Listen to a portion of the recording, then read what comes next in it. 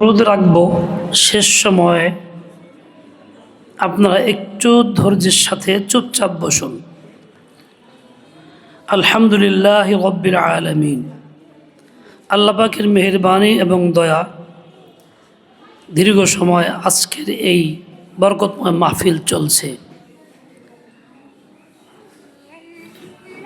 জামিয়াতুল মানার আল ইসলামিয়া খুব বেশি দিন আগে নয়, বছরখানেক পূর্বে প্রতিষ্ঠিত এবং তার জন্য নবনির্মিত এই ইমারতের বিল্ডিংয়ের উদ্বোধন উপলক্ষে তার সাথে এই বছরে যারা পড়াশোনা করেছেন কৃতকার্যদের মধ্যে পুরস্কার বিতরণের এবং কোরআনে কারীমের সবকের এই অনুষ্ঠান আলহামদুলিল্লাহ কাজগুলি সম্পন্ন হয়ে গেছে। এখন আমাদের শেষ বিদায়ের পথে। আল্লাহ পাক রব্বুল আলামিন এই প্রতিষ্ঠানকে কবুল ও মঞ্জুর করেন, কিয়ামত পর্যন্ত জারি ও সারি রাখেন। আমার ভাই জনাব আলহাজ তুফান আলী, আল্লাহ ওনাকে দীর্ঘ নেক হায়াত আফিয়াতের সাথে দান করেন। আল্লাহ পাক ওনাকে মাল দিছেন, দিলও দিছেন।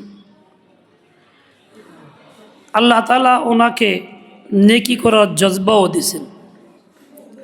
তাই তিনি এই নেকির কাজটা, বর্তমান সময়ের বৃহৎ নেকির কাজটা আঞ্জাম দেওয়ার জন্য এইসব আয়োজন তিনি করেছেন, মাল এখানে ব্যয় করতেছেন। আল্লাহ পাক ওনার চেষ্টা কবুল করেন। ইতিপূর্বে আলোচনা হয়েছে, আমাদের আজকে চিটাগাংয়ের মেহমান সাহেব বলেছেন একটা মাদ্রাসা গ্রামেও তিনি করেছেন, বাস্তবে কি। এরপরে আরও তারাক্কির জন্য, এই খিদমতকে ব্যাপক করার জন্য এখানে প্রতিষ্ঠান করছেন। আমার অনুরোধ থাকবে যাতে গ্রামের প্রতিষ্ঠানটিও যথারীতি চলে, ওটাকেও বহাল রাখা হয়। গ্রামগঞ্জের সব বাচ্চা, মুসলিম সন্তান গ্রামগঞ্জ ছেড়ে এই জায়গায় আসতে পারবে না, তাদেরও দ্বীনি তালিম দরকার। তাই সুশিক্ষা বহাল ওখানেও রাখতে হবে। এটা একটা মাদ্রাসা, নাম আছে জামিয়া, যেখানে দ্বীনের ইলম শিক্ষা দেওয়া হয়। এক কথা কুরআন ও সুন্নাহ শিক্ষা দেওয়া হয়, তাকে মাদ্রাসা এবং জামিয়া বলে। প্রাথমিক শিক্ষা প্রতিষ্ঠানকে মাদ্রাসা বলে, শেষ পর্যায়ে শিক্ষা প্রতিষ্ঠান জামিয়া বলে। যদিও এখন শুরু, আমাদের সকলের ইচ্ছা, ভাইয়ের আন্তরিক ইচ্ছা, এটা জামিয়া পরিণত হবে। এজন্যই তিনি এইভাবে নামও রাখছেন, ওইভাবেই তিনি আঞ্জাম দেওয়ার চেষ্টাও করতেছেন। কোরআনে কারীম আল্লাহ তাআলা আমাদের এই উম্মতকে দিয়েছেন, অন্য কোনো উম্মতের বৈশিষ্ট্য না। আসমানি কিতাব, সর্বশেষ আসমানি কিতাব। এই কোরআনে কারীমের হাফেজ আল্লাহ তাআলা বানাইছেন কোটি কোটি মানুষকে। ফেরেশতাদের মধ্যে কেউ হাফেজ কোরআন না, শুধু এই উম্মতের বৈশিষ্ট্য। অন্য অন্য আসমানি কিতাবের মধ্যে এই বৈশিষ্ট্য নাই, অত হাফেজ ছিল না, নাইও, যার জন্য রদবদল হয়ে গেছে, রহিত হয়েছে। কিন্তু এই কোরআনে কারীম আজও আছে, কালও থাকবে, কিয়ামত পর্যন্ত থাকবে বহাল ইনশাআল্লাহ তাআলা। সারা দুনিয়ার যদি সব কাগজে ছাপানো কিতাব খতম হয়, দিলের কিতাব খতম হবে না। এই জন্যই আল্লাহ তাআলা কুদরতিভাবে ইন্তজাম করতেছেন কোরআনে কারীম শিক্ষার জন্য। এ সকল প্রতিষ্ঠান আল্লাহ ব্যবস্থা করেছেন। এখান থেকে হাফেজ, কারি, পর্যায়ক্রমে আলেম দ্বীন তৈরি হবে। দুটা জিনিস, একটা ইলম, একটা হলো দ্বীন। দ্বীন হলো সকলের আগে, দ্বীন ও ঈমান। তো এটা হওয়ার জন্য শর্ত হলো ইলম। ইলম যদি যথাযথ না হয় তাহলে দ্বীন থাকে না, দ্বীন বোঝাও যায় না, বরং দ্বীনের নামে বদ্দীনি, ঈমানের নামে বেঈমানি হয়। এই দুইটাই আমাদের জন্য জরুরি। আল্লাহ তাআলা তাই এই দুইটাকে সমুন্নত করার জন্যই কোরআনে কারীম নাজিল করছেন। কোরআনের সর্বপ্রথম আয়াত ইকরা বিসমি রব্বিকা দিয়ে শুরু করছেন। এমন একটা সময় কোরআন দিছেন যে সময়ে পৃথিবীতে সবচেয়ে বেশি জুলমাত, জাহালাত, মূর্খতা, পাপ ছিল। জুলুম অত্যাচারের যত প্রকার কল্পনায় আসে সবই ছিল। কোরআনে কারীম যখন আল্লাহ পাক নাজিল করেছেন, এর ছোঁয়ায় মানুষকে আল্লাহ পাক আসার তৌফিক দিয়েছেন, তারা যুগ শ্রেষ্ঠ মানুষ পরিণত হয়েছে। ওইসব জাহালাত দূর হয়ে গেছে, অন্ধকার দূর হয়ে গেছে। 1400 বছরের অতিক্রম হয়ে গেছে। আমাদের নিজেদের দুর্বলতা, ত্রুটির কারণে, দ্বীনের প্রতি অনাগ্রহের কারণে আমাদের ভবিষ্যৎ বংশধর আবার সে জাহালার দিকে ফিরতেছে, চরম পর্যায়ে পৌঁছে গেছে। এখন মাতা পিতার অবাধ্যতা অনেক বাড়ছে, নেশার জীবন পছন্দ হয়ে গেছে, আর অনেক এলোপাথারি বিষয় আপনারা ভুগতেছেন। অনেক গার্জিয়ান আমাদের কাছে আসে, এই নিয়ে কথা বলে, চোখে পানি ফেলে, কান্নাকাটি করে। আজকেও সকালে একজন খুব কান্নাকাটি করলেন আইসা।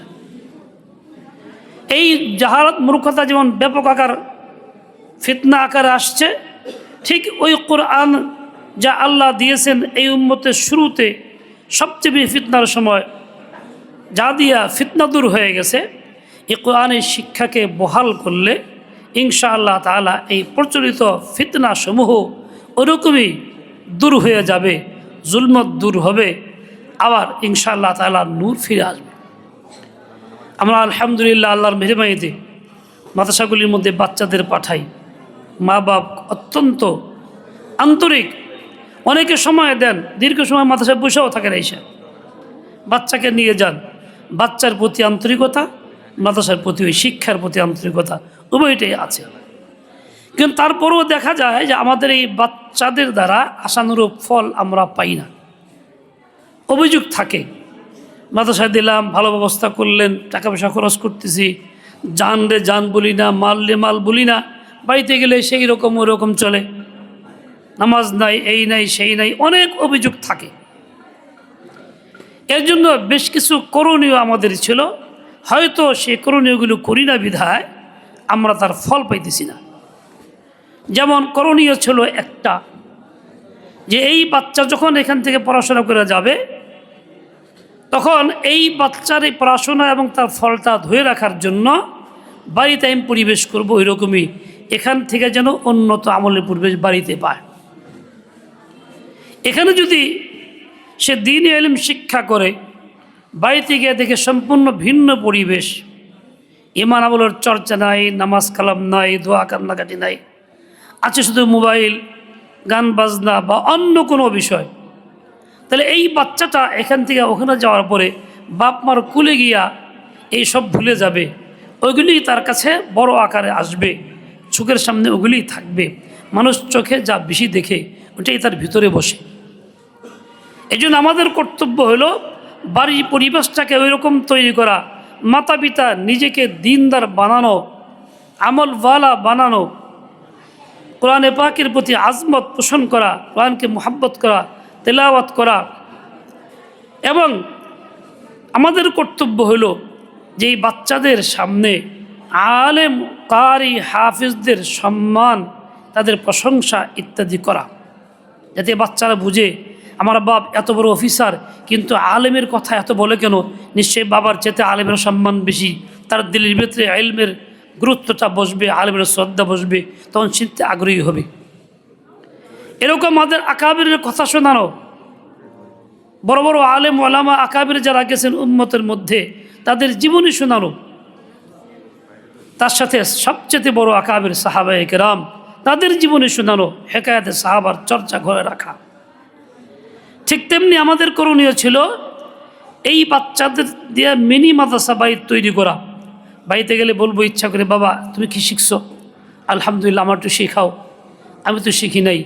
ওই বাচ্চার হয়তো খেলাধুলা মন থাকবে, আমি ইচ্ছাকৃত প্রশ্ন কইরা তাকে নিয়ে বসে শিখতে চাওয়ার ভান ধরা তাকে মনে করায় দিব, তার ইয়াদ করায় দিব, এবং আমি তার থেকে বিষয়ে শিখাও নেব।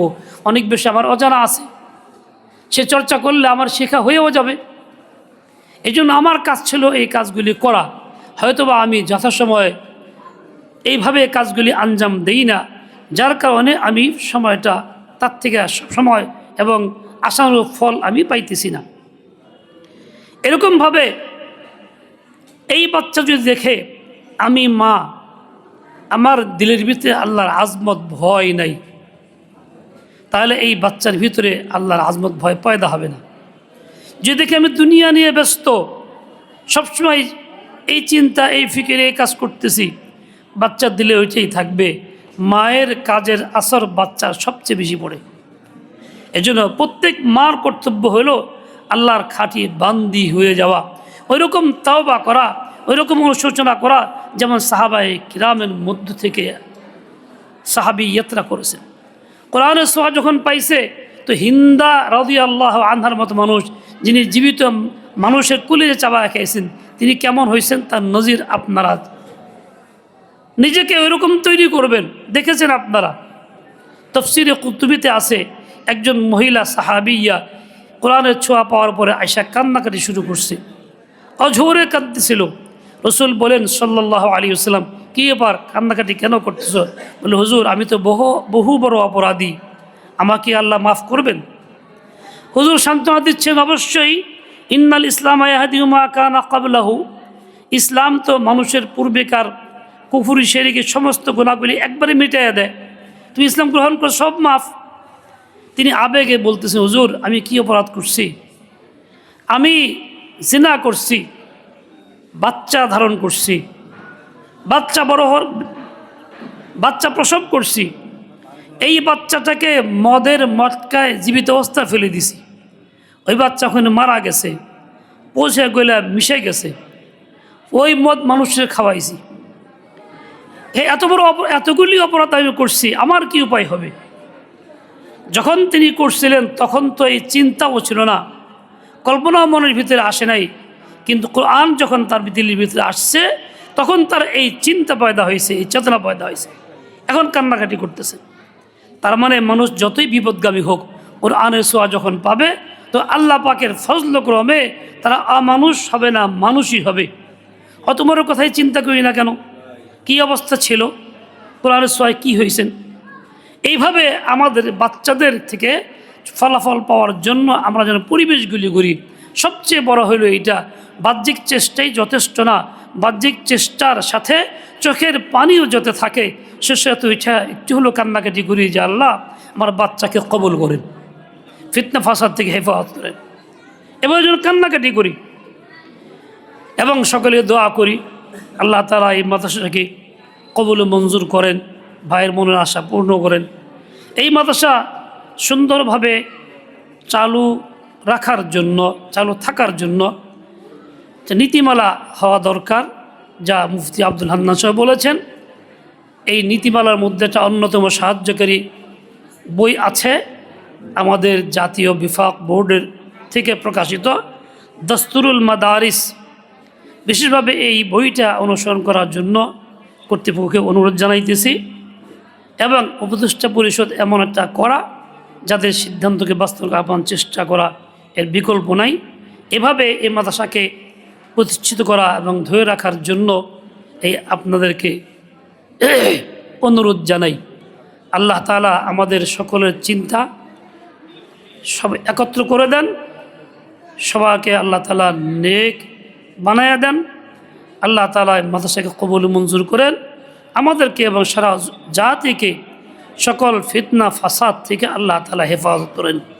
বাচ্চাদেরকে বলছি বিশেষভাবে কয়েকটি কথা, আপনারা দয়া করে মাদ্রাসা নাগা করবেন না, নিয়মিত আসবেন, রাস্তায় কোথাও সময় লাগাবেন না। দ্বিতীয় কথা বলছি, বাচ্চারা আপনারা অধিক বন্ধু বানাবেন না, বিশেষ করে সাইকেল এবং মোবাইলকে বন্ধু বানাবেন না। আপনারা বাড়িতে মায়েদের কাছে বেশি থাকার চেষ্টা করবেন, বাইরে নয়। কারণ মায়েরা ইচ্ছাকৃত কোনো সন্তানকে কুপরামর্শ দেয় না, খারাপ কথা শেখায় না। সর্বদা সত্য কথা বলবেন, অন্যায় করে ফেললেও সত্যটাই বলবেন, নামাজের ইহতিমাম করবেন। আল্লাহ পাক রব্বুল আলামিন আপনাদেরকেও কবুল করেন। আমাদের সবাইকে কবুল করেন। ওয়া সাল্লাল্লাহু তাআলা আলা নবিয়্যিল উম্মি।